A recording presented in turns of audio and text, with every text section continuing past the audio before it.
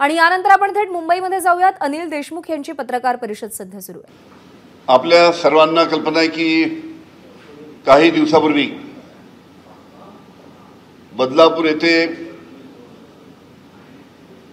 3.5 पावणे 4 वर्षाच्या 2 चिमुरडीवर अत्याचार झाला आणि त्याच्यानंतर साहजिकच संपूर्ण महाराष्ट्रात जो आक्रोश होत होता की जो कोणी आरोपी आहे ज्यांनी हा अत्याचार केला त्याला फाशी द्या अशा पद्धतीने आक्रोश होत होता।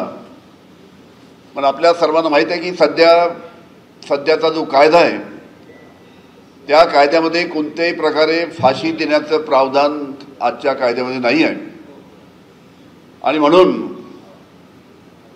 असा एखादा काही कायदा की ज्या कायद्याच्या माध्यमातून जो कोणी आरोपी आहे त्याला लवकरात लवकर फाशी देता येईल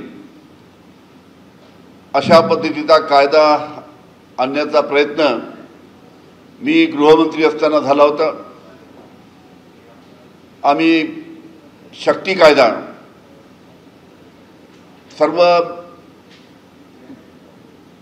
सर्व पक्षीय आमदारांना एकत्र घेऊन 21 लोकांची आम्ही कमिटी केली होती आणि त्या कमिटीने अतिशय चांगल्या पद्धतीने अभ्यास करून त्या कमिटीमध्ये IAS अधिकारी, IPS अधिकारी, तज्ञ वकील, ज्या स्त्री अत्याचारावर ज्या स्त्री संघटना काम करतात त्या स्त्री संघटनेचे प्रतिनिधी अशा पद्धतीने या संपूर्ण कमिटीने 6-7 महिने अभ्यास करून हा शक्ती कायदा केला होता आणि याला विधानसभा आणि विधान परिषदेने मंजुरी दिली।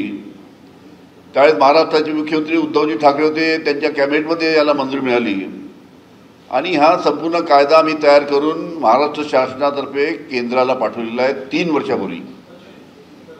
वर्षापूर्वी हा कायदा केंद्राला पाठवून सुद्धा केंद्र सरकारने याच्या बाबतीत कोणताही निर्णय घेतला नाही। त्या पद्धतीनं धुळखात तो त्या ठिकाणी तो कायद्याचं प्रारूप त्या ठिकाणी पडलेला आहे। त्याच्यामुळे मी गृहमंत्री असताना हा जो कायदा 3 वर्षापूर्वी पाठवला होता तो दिल्लीला पडलेला आहे। त्याच्यामुळे महाराष्ट्रातले जे भारतीय जनता पार्टीचे नेते आहेत किंवा गृहमंत्री जे आहेत देवेंद्र फडणवीस यांना सुद्धा मी पत्र लिहून अनेकदा विनंती केली की विधानसभेमध्ये सुद्धा प्रश्न अनेकदा विचारून त्यांना विनंती केली की लवकरात लवकर आपण आपल्या विचाराचं दिल्लीमध्ये सरकार आहे आणि दिल्लीमध्ये आपल्या विचाराचं सरकार असल्यामुळे केंद्र शासनाकडून हा शक्ती कायदा लवकरात लवकर मंजूर करून घ्यावा।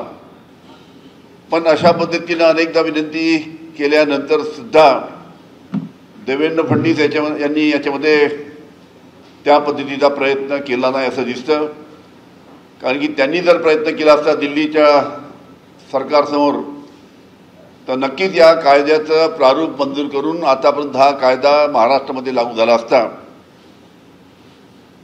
पण मला वाटतं देवेंद्र फडणवीस साहेबांना फोडाफोडीच्या राजकारणाच्या पुढे किंवा आपल्या विरोधकांवर खोटे आरोपामध्ये ED CBI लावांच्या पुढे या कामाच्यामुळे त्यांना काही या कामामध्ये वेळ मिळाला नसेल असं मला वाटतं।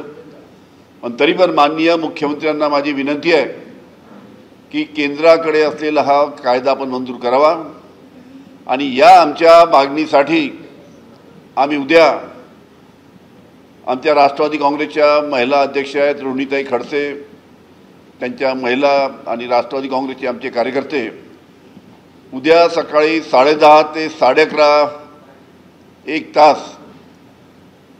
सचिवालयाच्या बाजूला असलेल्या गांधीजींच्या पुतळ्यासमोर त्या ठिकाणी काळ्या फिती लावून मूक आंदोलन करणार आहे, जेणेकरून आपल्या या राज्य शासनाला जाग घेऊन त्यांनी त्या पद्धतीचा केंद्रामध्ये प्रयत्न करून हा शक्ती कायदा महाराष्ट्रामध्ये लागू करावा, जेणेकरून जो कोणी दोषी आहे त्याला या कायद्याच्या अंतर्गत फाशी देता येईल आणि तशा पद्धतीचा प्रयत्न महाराष्ट्र शासनाने करावा, यासाठी आमचं उद्याचं हे आंदोलन आहे।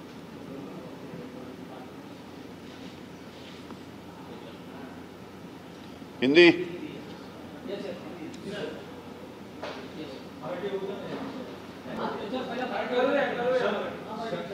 शक्ती कायद्याच्या बाबतीत सरकार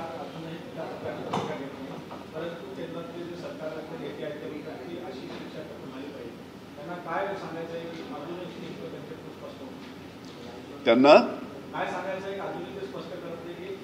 हा त्यांना जर काही त्याच्यामध्ये सुधारणा केंद्राला सुचवायचे असतील तर ते राज्य शासनाबरोबर चर्चा करू शकतात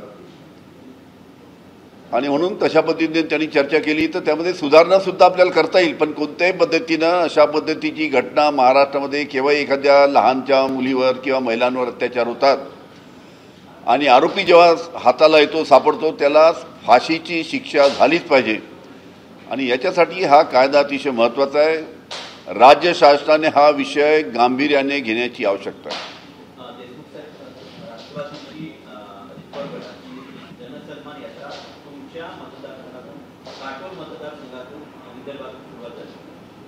अजितदादांचं नेमकं येणं तुम्हाला कसं दिसतं एकंदरीत आणि तुम्ही फडणवीसांच्या विरोधात लढण्यासाठी तयार? असं आहे की अजितदादा नागपूर जिल्ह्यामध्ये विदर्भामध्ये माझ्या मतदारसंघामध्ये परवा आले होते.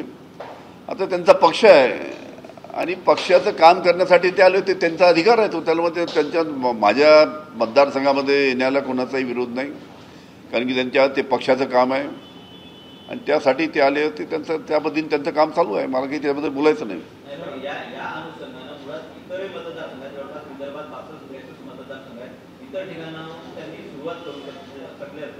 असं आहे की माझ्यावर जास्ती विशेष प्रेम असू शकते त्यांचं.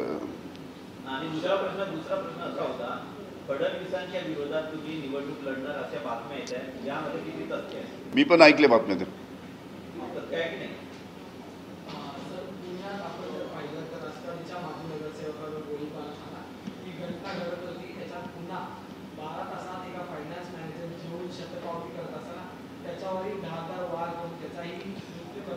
अतिशय दुर्दैवी घटना महाराष्ट्रामध्ये घडत आहेत. काल पुण्यामध्ये परत दुसऱ्यांदा हडपसरमध्ये अशा पद्धतीची घटना घडली. त्याच्यामध्ये एकाचा खून त्या ठिकाणी झाला.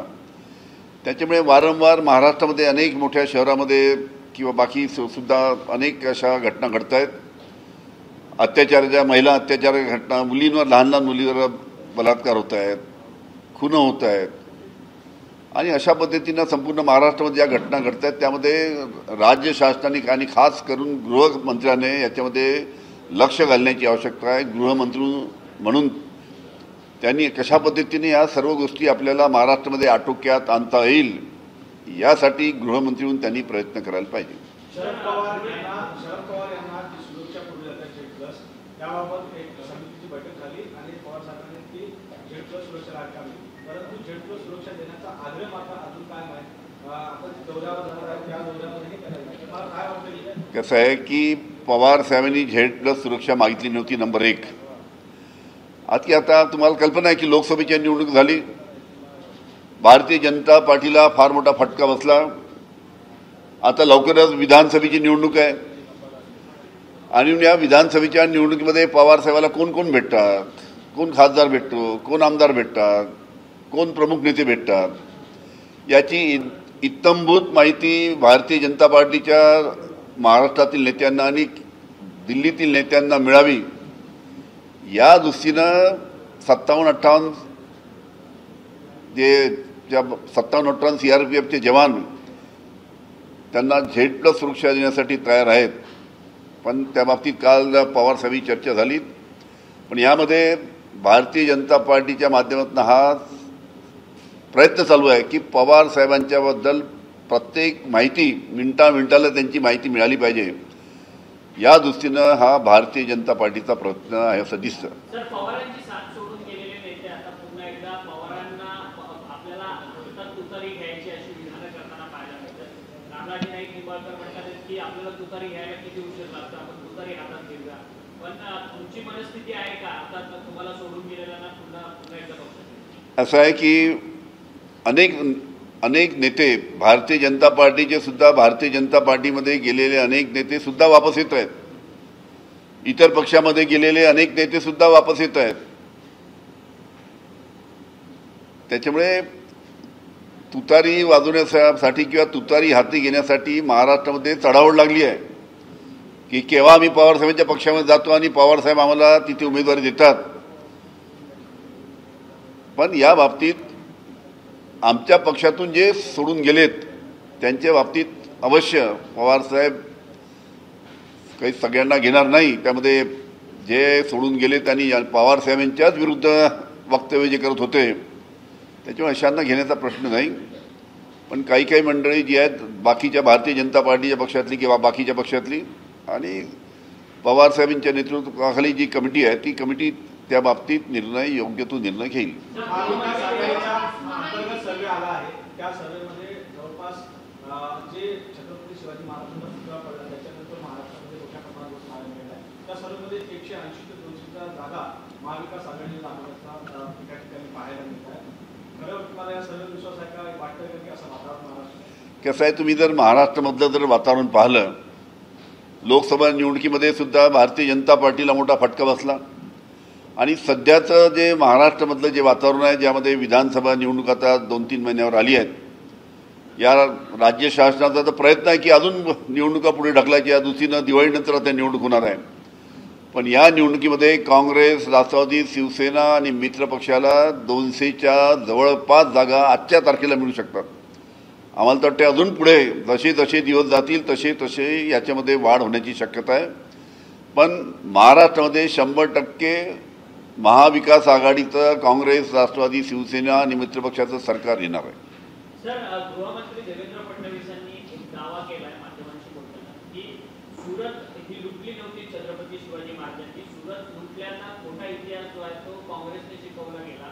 परंतु आता सोशल मीडियावरती या सगळ्याच्या संदर्भात टीकेची जोड गृहमंत्र्यांवरती उठली आहे की देवेंद्र फडणवीस हे छत्रपती शिवाजी महाराजांच्या शौर्यावरती प्रश्नचिन्ह निर्माण करतात. कसं आहे, काल संपूर्ण दिवसभर चर्चा चालू होती. देवेंद्र फडणवीसांचा इतिहासाबाबतीतला अभ्यास कमी दिसतो, त्याच्यामुळे तशा पद्धतीचं वक्तव्य त्यांनी केलं. आणि काल अनेक इतिहास तज्ज्ञांनी त्याच्या बाबतीत आता खुलासा दिला की कशा पद्धतीनं देवेंद्र फडणवीस यांनी केलेलं वक्तव्य चुकीचं आहे. सर, बदलापूरचं जे प्रकरण झालं त्याच्यात अनेक 105 जणांवर आतापर्यंत जे गुन्हे दाखल करण्याचा प्रयत्न झाला, त्या दिवशी ते संपूर्ण अटक झाले.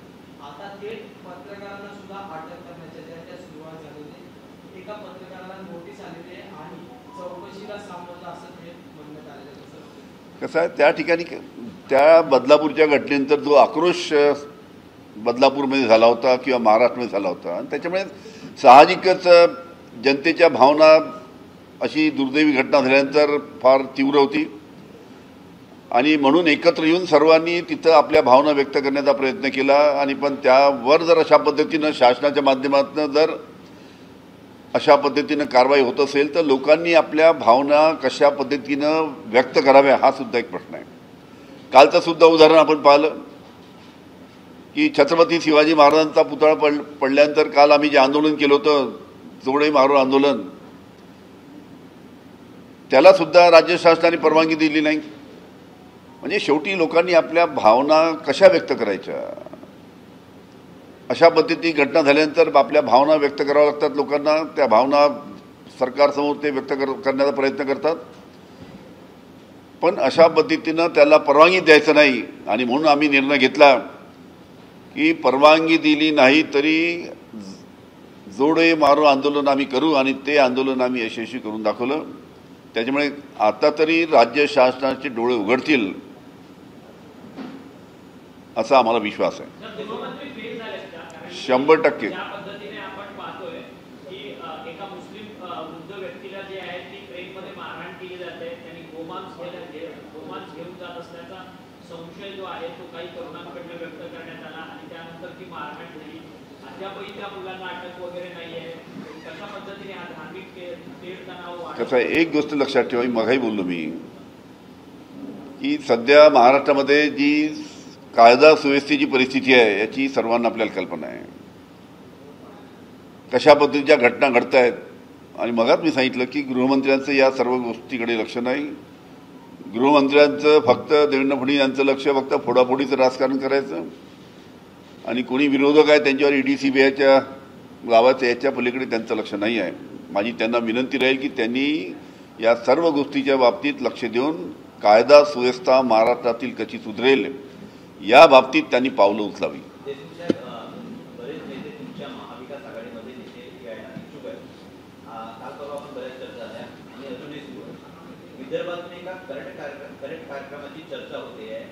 एक माजी आमदार 5 वेळा आमदार असलेले माजी आमदार काँग्रेसमध्ये प्रवेश देऊ इच्छितात. तुम्ही माजी पालकमंत्री आहात गोंदिया जिल्ह्याचे, ते संबंधित व्यक्ती गोंदिया जिल्ह्यातील आहेत. तुम्हाला काही माहिती आहे का? असं आहे, आता आमच्या पक्षामध्ये इतकं इनकमिंग आहे की प्रत्येक जिल्ह्याची माहिती ठेवणं आता मुश्किल झालं. इतके इनकमिंग म्हणजे मोठी यादी आहे प्रत्येक जिल्ह्याची. आणि आता फडणवीसांचे जवळचे नेते आहेत. हा कल्पना आहे मला, सगळी माहिती आहे मला, पण ती सध्याच मी जाहीर करू इच्छित नाही. मी त्या जिल्ह्याचा 12 वर्ष पालकमंत्री होतो, त्यामुळे त्या जिल्ह्याची इत्तमभूत माहिती मला आहे. असं एकीकडे भाजप महेंद्र कोरवे यांनी एक भूमिका मांडली आहे की कोणी? महेंद्र कोरवे जे आमदार आहेत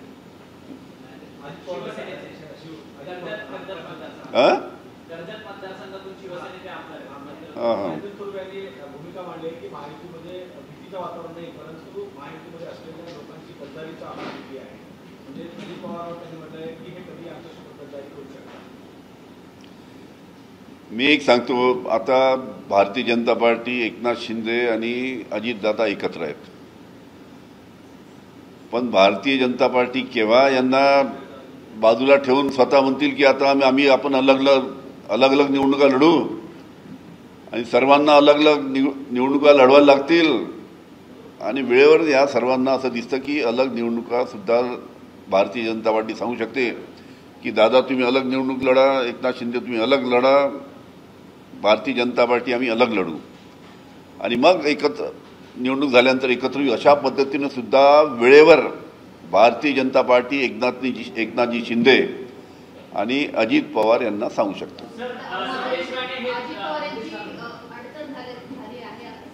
काय काय तो आता त्यांचा अंतर्गत प्रश्न आहे, त्याबद्दल आम्ही काय बोलणार. तो आता काँग्रेस, तो आता भारतीय जनता पार्टी, एकनाथजीचा पक्ष, अजितदादांचा पक्ष यांचा अंतर्गत प्रश्न आहे तो.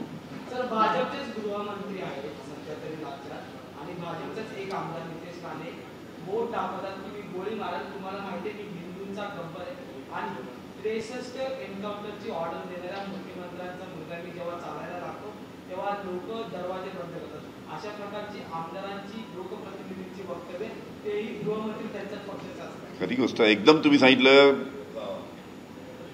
त्यांच्याच पक्षाचे नेते कशा पद्धतीचं वक्तव्य करतात ते संपूर्ण 3 दिवसापूर्वी संपूर्ण महाराष्ट्राने पाहिलं आहे.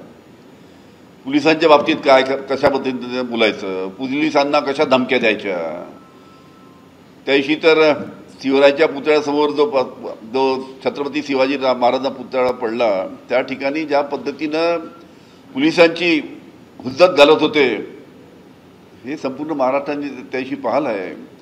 त्याच्यामुळे भारतीय जनता पार्टीने देवेंद्र फडणवीस यांनी आपल्याच पक्षाच्या नेत्यांना आवर घातला पाहिजे.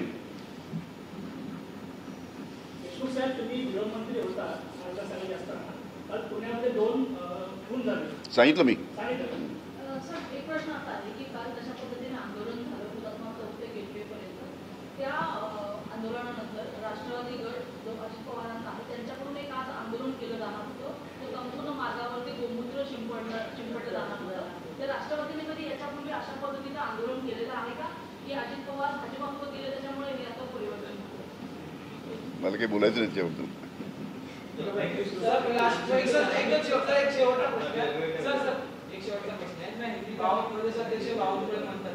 महायुतीचं जागा वाटप येत्या 10 दिवसात होईल. महाविकास आघाडीचं घोडं मात्र मुंबईवरच अटकलेलं आहे. महाविकास आघाडीचं जागा वाटपाची काही चर्चा? तुम्ही 11व्या दिवशी त्यांना विचारा, चंद्रशेखर बावनकुळे, की तुमची यादी द्या. ते नागपूर जिल्ह्यातील सुद्धा यादी देऊ शकणार नाही, अशा प्रकारची परिस्थिती आहे तिथे.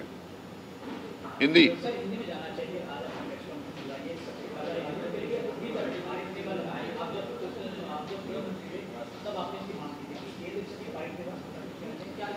ऐसा है, जब मैं जिस प्रकार की घटना बदलापुर में घटी, एक 3.5 साल की बच्ची और 4 साल की बच्ची के ऊपर अत्याचार किया गया और उस वक्त पूरे महाराष्ट्र में आक्रोश था और सब लोग बोल रहे थे कि भाई जो आरोपी है उसको फांसी देना चाहिए, आरोपी को फांसी देना चाहिए. और अक्सर ऐसी जब घटना घटती तो सभी लोग चाहते हैं कि जो भी दोषी है उसको जल्द से जल्द फांसी देना चाहिए.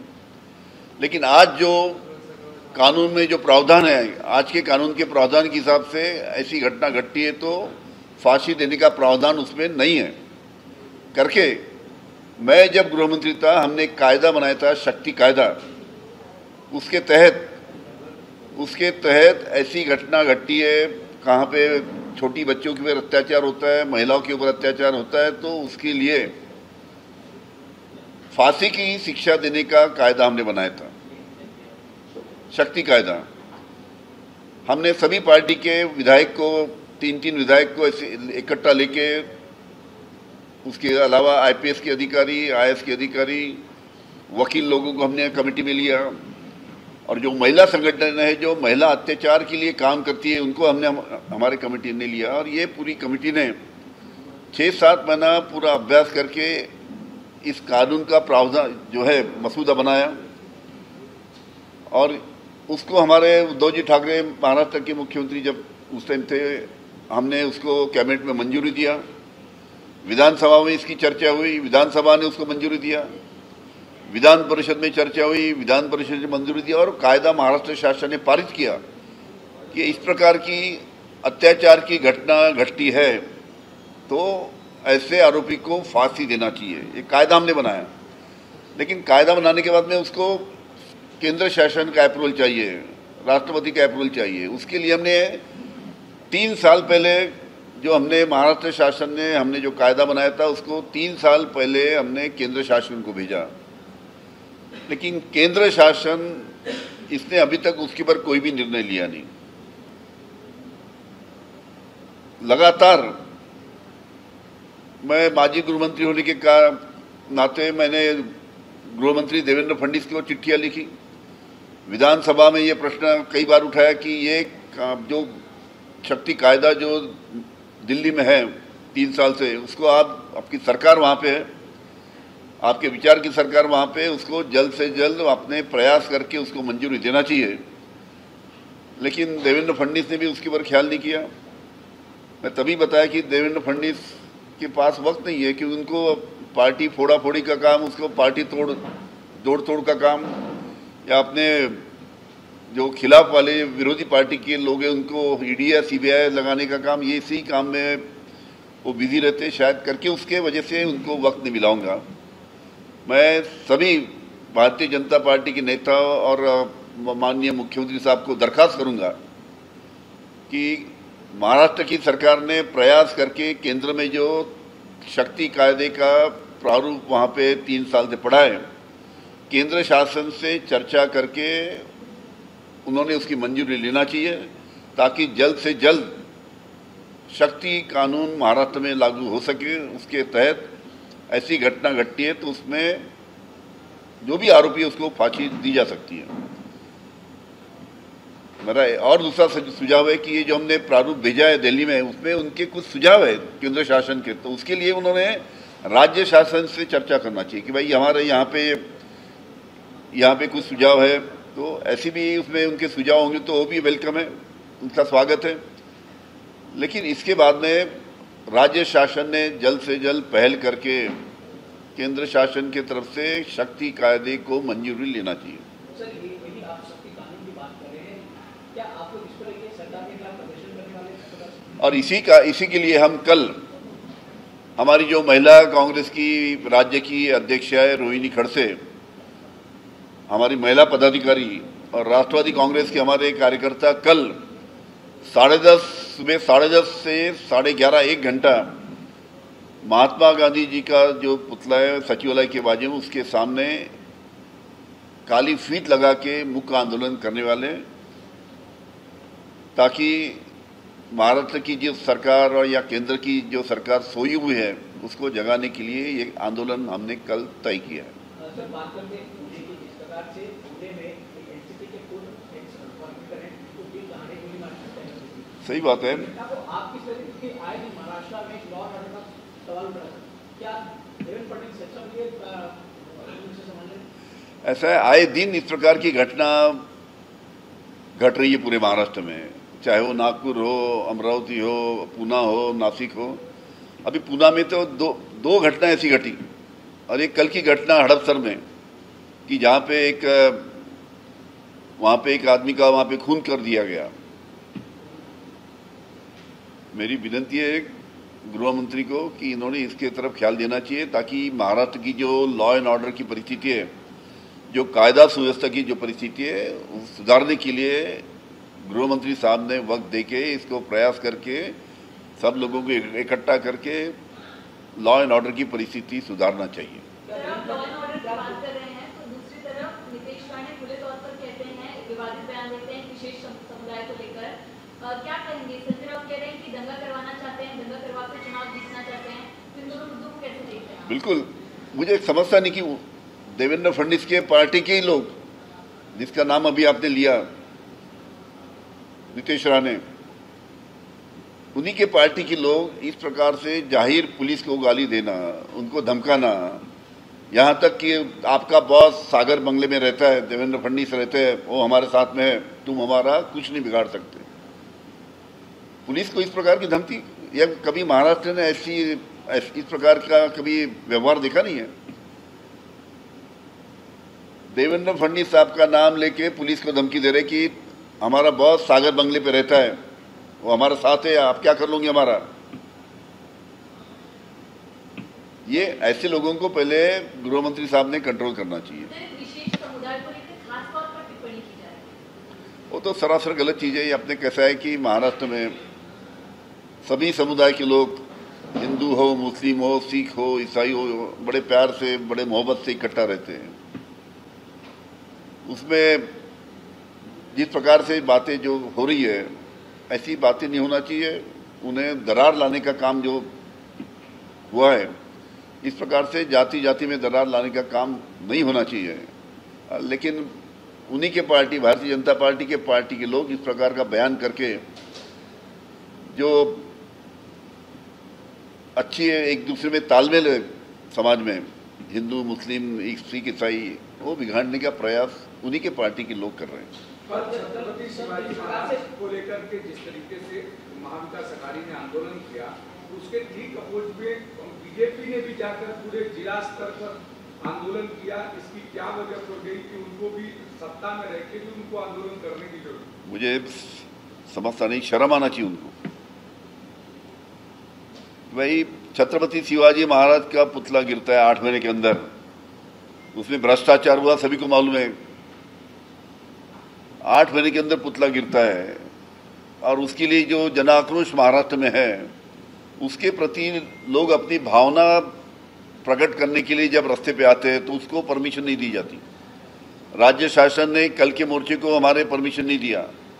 उसके बावजूद हमने तय किया, महाविकास आघाड़ी ने, कि भले ही सरकार परमिशन ना दे, हम छत्रपति शिवाजी महाराज जो हमारे दैवत है, और इस प्रकार उनकी प्रतिमा जो नीचे गिरती है 8 महीने के अंदर, उसके लिए हम अपनी भावना व्यक्त करने के लिए सड़क पे आएंगे। और उसके लिए कांग्रेस, राष्ट्रवादी और शिवसेना के सभी लोग सड़क पे आए थे, और उसके खिलाफ में खुद ही आंदोलन कर रहे हैं। उनकी सरकार वहां पे। शरद पवार साहब को Z+ की सिक्योरिटी देना, 50 से ज्यादा सिक्योरिटी गार्ड प्रोवाइड करना सीआरपीएफ के, वो क्या वजह ऐसी रही, और क्या उनको सही में अगर थ्रेट है तो उनको सुरक्षा लेनी चाहिए या नहीं लेनी चाहिए? देखिए, शरद पवार साहब ने Z+ सुरक्षा कभी नहीं मांगी। लोकसभा चुनाव में जो भारतीय जनता पार्टी को जो झटका पड़ा, और अभी आने वाला विधानसभा का चुनाव है महाराष्ट्र का, तो विधानसभा के चुनाव में जिस प्रकार से हमारे पार्टी में भारतीय जनता पार्टी के नेता, बाकी नेता कतार से हमारे पार्टी में आ रहे, अभी हम उसको तो गिनती करना भी मुश्किल है कि कितने लोग आज के तारीख में आए करके। तो इस प्रकार से Z+ सुरक्षा देके पवार साहब को कौन कौन विधायक मिलते हैं, कौन कौन खासदार मिलते हैं, कौन कौन बड़े नेता अलग अलग पार्टी के मिलते हैं, इसकी जानकारी लेने के लिए महाराष्ट्र में जो भारतीय जनता पार्टी के नेता है उनको जानकारी मिलना चाहिए, या केंद्र में जो नेता है उनको जानकारी मिलना चाहिए। इसके लिए जबरन Z+ सिक्योरिटी देने का प्रयोजन ये केंद्र शासन और राज्य शासन ने मिलकर किया है, ताकि रोज की मालूमात या मिनट की मालूमात पवार साहब के बारे में राज्य और केंद्र शासन को मिलते रहे, और उसके लिए खुद पवार साहब ने पहल किया। उन्होंने उनके अधिकारी से बात किया कि हमको ये सुरक्षा नहीं चाहिए। हर्षवर्धन पाटिल का शरद पवार साहब से मिलना, उसके साथ साथ कई सारे जो पश्चिम महाराष्ट्र के बड़े नेता हैं, उनका कहीं न कहीं शरद पवार के प्रति जो पोलाइटनेस होना, वो कहीं न कहीं ये क्या लगता है कि बीजेपी के जो नेता हैं अब उनको डर लग रहा है कि अगर शरद पवार साहब 2 महीने तक चले जिस हिसाब से, जिस स्पीड से लोगों के बीच में जा रहे हैं, तो उनका जीतना मुश्किल हो जाएगा, इसलिए वो अब पाला बदलने की तैयारी। आज के तारीख में ही जो सर्वे आया है, आज की तारीख में सर्वे में 200 सीट हमारी बताई है महाविकास आघाड़ी की, कांग्रेस, राष्ट्रवादी, शिवसेना 200। अभी दिन दिन जैसे दिन जाते रहेंगे उसमें आप देखिए कि किस प्रकार से कतार से लोग हमारे पार्टी में आएंगे, अच्छे अच्छे नेता कि जिनको तुतारी लेके लड़ना है, ऐसे लोग कतार में खड़े हैं। अब किसको लेना किसको नहीं लेना वो माननीय पवार साहब तय करेंगे।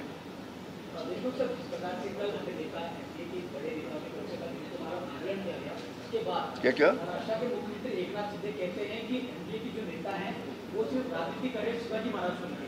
उन्होंने ये भी कहा कि उद्धव ठाकरे जो है वो शिवाजी महाराज के नाम पे वोट मांगते हैं, लेकिन उनका जो काम है वो औरंगजेब और अफजल खान की तरह। इस बयान को आप किस तरह से? कैसा है, एकनाथ जी शिंदे साहब भूल गए कि जो छत्रपति शिवाजी महाराज की जो प्रतिमा जो गिर गई के पीछे क्या वजह है, ठेकेदार कौन था, कल्याण का ही था ना, भ्रष्टाचार कैसे हुआ, जिसको तजुर्बा नहीं है स्टैचू बनाने का, उसको 23 साल के बच्चे को काम दिया। और नरेंद्र मोदी साहब आने वाले थे लोकसभा चुनाव में, उसके पहले जल्द से जल्द नरेंद्र मोदी साहब का दौरा होने के पहले उसको खड़ा करके छत्रपति साहब के प्रतिमा का अनावरण करने के लिए जो जल्दबाजी बताई गई, उसके कारण ये घटना घटी है, और इसकी जिम्मेदार पूरा महाराष्ट्र शासन है। Thank you.